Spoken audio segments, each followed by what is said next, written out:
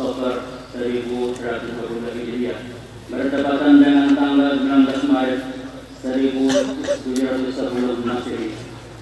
Kelahiran Maulana Syekh Hasan Al-Banjari sangat menggembirakan kedua orang tuanya, yaitu Abdullah dan Aminah, yang mana sepasang suami istri ini sudah lama merindukan seorang anak.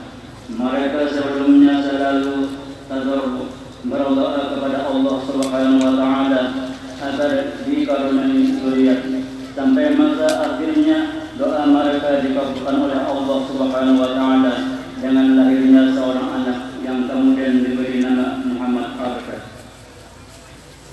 Sebelum ibundanya melahirkan, tepatnya pada saat kehamilan 6 bulan, sepasang suami istri ini ditemukan Allah dengan malam yang penuh barakah, malam mustajab setiap doa, yaitu malam Lailatul Qadar pada malam 21 Ramadan. Tiada kekayaan mereka cinta dan bukan takhta dan pangkat yang mereka rindukan.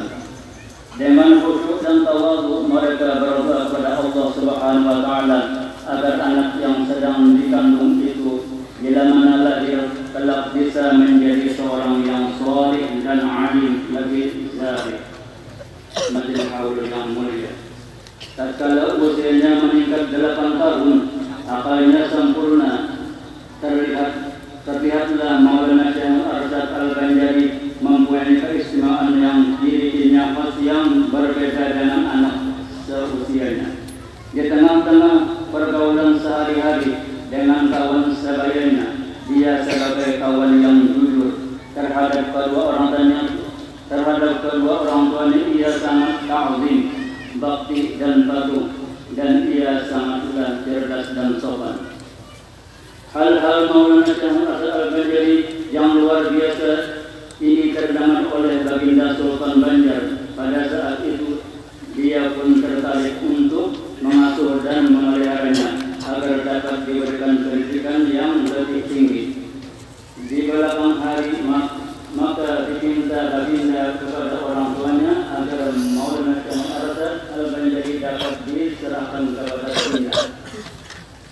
Permintaan Sultan dikabulkan oleh kedua orang tuanya dengan baik dan ikhlas, dengan harapan agar cita-cita ingin mendapatkan anak yang alim dan zahid bisa menjadi kenyataan. Mereka pun rela berpisah dengan anak kesayangannya meskipun masih berusia lebih kurang 8 tahun pada saat itu. Maka tinggallah Maulana Syekh Hasan Al-Banjari bersama Sultan di istana Kerajaan Banjar yang sekarang menjadi nama sebuah kampung, yaitu Kampung Karaton.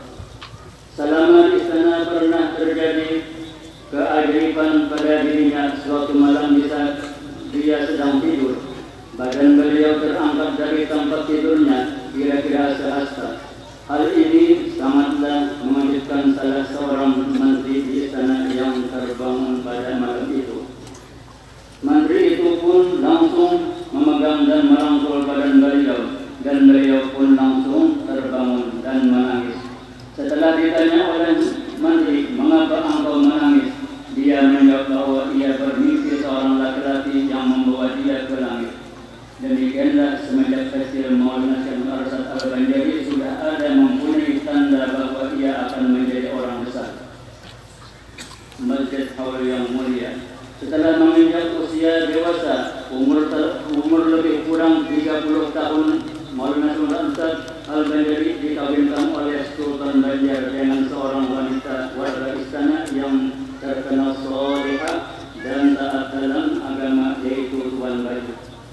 Kemudian pada saat Tuan Bayu sedang mengandung berat, istrinya ini rela ditinggalkan suaminya berangkat ke tanah suci Makkatul Mukarramah guna menunaikan ibadah haji dan menuntut serta memperdalam ilmu agama dan berbagai cabang ilmu atas biaya kesultanan. Selama kurang lebih 30 tahun di Makkah, Maulana Syekh Arsyad Al-Banjari sangat tekun belajar menuntut ilmu, tidak mengenal jenuh dan payah, sehingga berhasillah menghimpun sejumlah sudah 35 macam ilmu agama dan lainnya. Kemudian beliau sempat dipercaya untuk mengajar di Masjidil Haram. Di antara guru-guru beliau yang terkenal adalah 1. Al-Alimul Allamah Syekh Athaillah bin Ahmad Al-Azhari. 2. Al-Alimul Allamah Syekh Muhammad bin Sulaiman Al-Khuldi. 3. Al-Arif Billah Syekh Muhammad bin Abdul Karim As-Saman Al-Madani. Majlis haul yang mulia, setelah kurang lebih 30 tahun berilmu di Makkah, tibalah saatnya beliau bersama sahabat-sahabat pulang ke tanah air atas izin guru-guru beliau. Beberapa waktu sebelum kepulangan beliau ke tanah air, beliau dipertemukan Allah dengan malam yang mulia, yaitu Lailatul Qadar. Di saat itu Maulana Syekh Muhammad Al-Banjari berdoa meminta kepada Allah Subhanahu wa taala agar dilimpahkan taufik dan hidayah serta ilmu yang bermanfaat dunia dan akhirat bagi dirinya dan zuriat-zuriatnya. Pada bulan Ramadan tahun 1486 Hijriah bertepatan dengan tahun 1772 Masehi, sampailah Maulana Syekh Muhammad Al-Banjari di Martapura, disambut oleh Sultan beserta rakyat dengan upacara adat kebesaran. Kemudian mulailah Maulana Syekh Al-Banjari melakukan kegiatan dakwah, menyebarkan ilmu agama dan mendirikan tempat ibadah-ibadah, terutama di kampung halaman beliau, yaitu di kampung yang mana kita adakan acara haul saat ini. Sultan Tamjidillah II bin Sultan Tamjidillah melihat keberhasilan Maulana Syekh Al-Banjari dalam berdakwah, tergugahlah hati Sultan untuk membentuk lembaga hukum syariat yang dipimpin oleh seorang mufti. Maka dipilih sebagai pimpinan pertama cucu Maulana Syekh Al-Banjari, yaitu Al-Alimul Allamah Mufti Haji Muhammad As'ad. Mufti Haji Muhammad As'ad inilah yang mempunyai 5 orang anak laki-laki yang kesemuanya menjadi ulama mewarisi ayahnya. Mereka itu adalah 1. Al-Alimul Allamah Haji Abu Talha bermakam di Tenggarong, Kalimantan Timur. 2. Al-Alimul Allamah Haji Abu Hamid bermakam di Samsit, Kalimantan Tengah.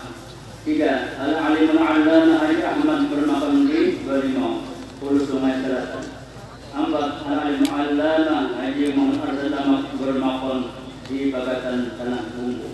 5. Al-Alimul Allamah Haji Muhammad Haji Sa'aduddin bermakam di Tanigan, Hulu Sungai Selatan.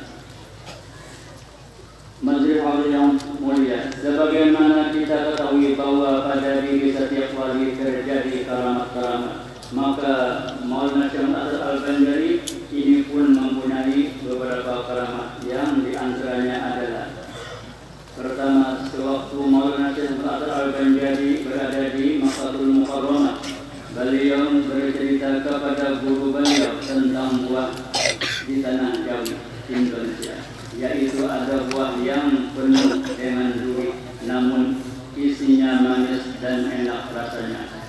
Buah tersebut adalah buah durian. Setelah mendengar cerita tadi, nampaklah keinginan guru beliau untuk memakan buah tersebut.